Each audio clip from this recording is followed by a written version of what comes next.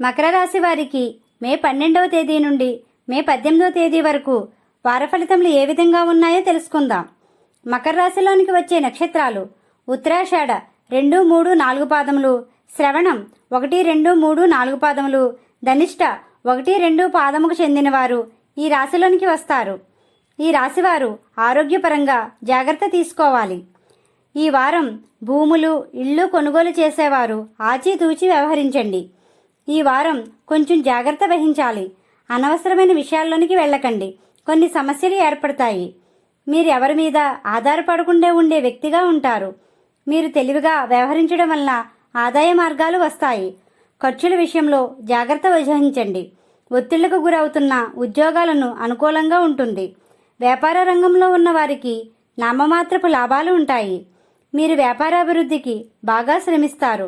నూతన వ్యాపారస్తులు జాగ్రత్త వహించండి. భాగస్వామ్య వ్యాపారస్తులు ఏకవాక్యంతో ఉండాలి. విద్యార్థులు శ్రద్ధ వహించండి. విద్య కోసం విదేశాలు వెళ్లే వారికి మంచి సమయం కాదు. వివాహ ప్రయత్నంలో ఉన్న వారికి తొందరలో వివాహం జరుగుతుంది. ఎలక్ట్రానిక్ వస్తువులు కొనుగోలు చేసే సమయంలో జాగ్రత్త వహించండి.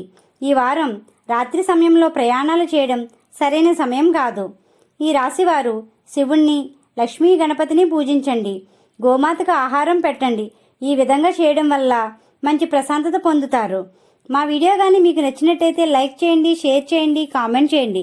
ఇలాంటి మరెన్నో వీడియోస్ కోసం మా ఛానల్ ఇప్పుడే సబ్స్క్రైబ్ చేయండి.